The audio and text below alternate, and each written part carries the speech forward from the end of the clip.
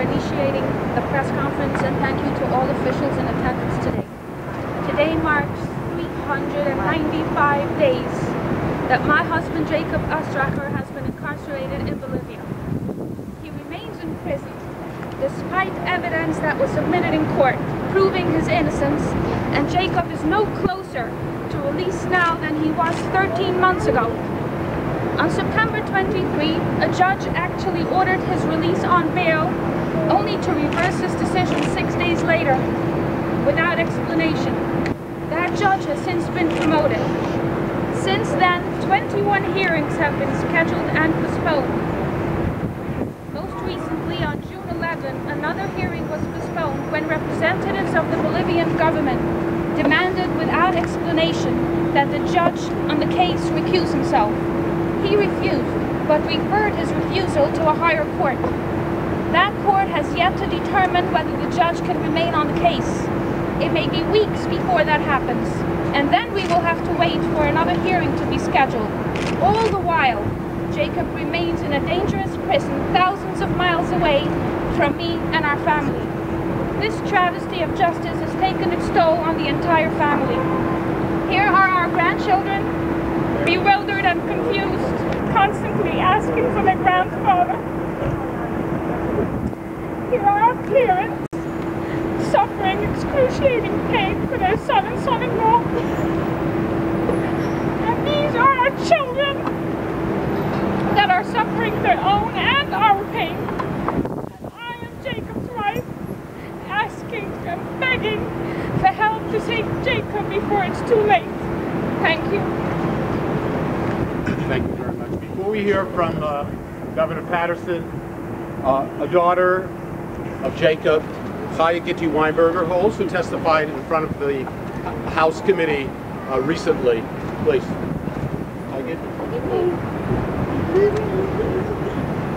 And I also want to mention that my friend and colleague from Borough Park, who represents Jacob, is also here, David Greenfield, Councilman David Greenfield.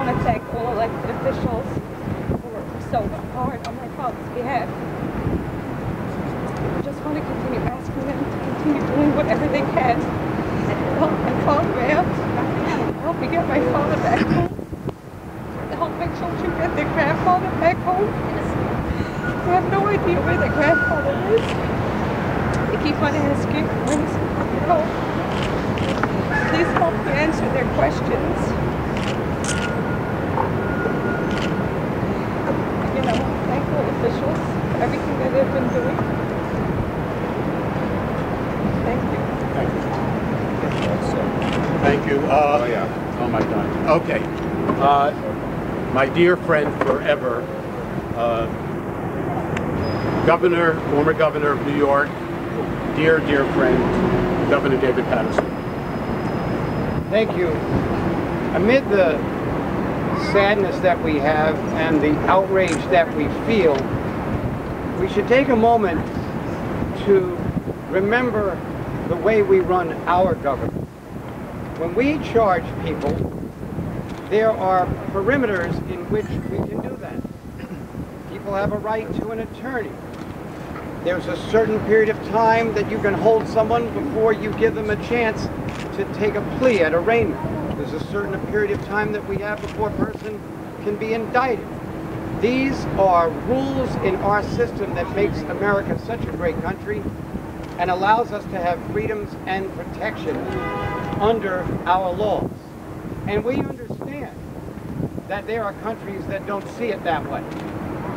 However, when 13 months have gone by and a person is detained in a holding cell without any action, when 13 times court appearances have been delayed, when a judge was promoted for allowing a situation with no action to continue, and another judge recusing himself for reasons we don't even know, when the evidence that would clear Mr. Ostreicher hasn't even been allowed to be presented, at that point, the individual edict of a country gives way to what we call human rights.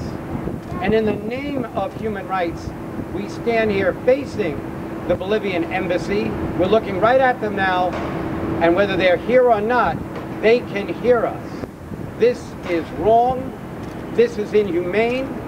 Now, there are critics who might say, well, you have people at Guantanamo Bay. That's cruel, but not unusual. That happens all the time in the midst of a war or an attack on a country. This is a financial crime at the most, and you have a man being held as if he, who has spent his life fighting terrorism, were a terrorist himself. It's outrageous. It's unconscionable that this could happen. But if there is a silver lining through the dark cloud of Jacob Ostreicher's, you can't even call it incarceration because he hasn't even been charged. He's being detained and held against his will. It's that so many people of goodwill around this country are coming together on his behalf, not the least of which is the senior senator from New York, and I agree with you, Doe. Senior just means that you're older than someone else. One of the great senators in the United States, Charles Schumer, who is older than a lot of people, but he's still a great senator. And my good friend, Assemblyman Dov Hikind, in our 25-year association, we actually had a big fight one time. And when he called me up one day to talk about something, I said, Dov, what happened to the fight? And he said, oh, that's what happens when you're in love. So, I love you too, Assemblyman. Thank you, Governor. Thank you very much. Thank you. Next, we'll try to get as many people, as long as you guys will stay. Letitia James, our council member, who's always there for a good fight. Thank you. This case is... And let me say again, people are just arriving, elected officials. Matthew Eugene, council member Matthew Eugene has just joined us. Thank you. Thank you. Thank you, Joe. To the senator, to Assemblymember Hikind, to the governor, and to all of my officials. This case is really about the lack of due process, the lack of a speedy trial, the lack of a charge, the lack of bail. It's a fundamental violation of democracy as we know it. And as a result of that, all of the elected officials, this diverse group standing up for justice, has to come forward. And we demand that justice reign down in Bolivia. And we demand that this individual, this young man, this wonderful family, that he at least be given bail so that he can see his family. That's the least that we can do. But beyond that, we demand that justice that we hold dear to our hearts, which is part of who we are as a country, that justice be applied to this country as we stand across the street from this consulate, as we look upon this consulate and say shame on this consulate for not adhering to the fundamental constitutional rights and ensuring that this gentleman be afforded due process, which is the simplest thing that we can ask as Americans and as human beings. Thank you. Let me just ask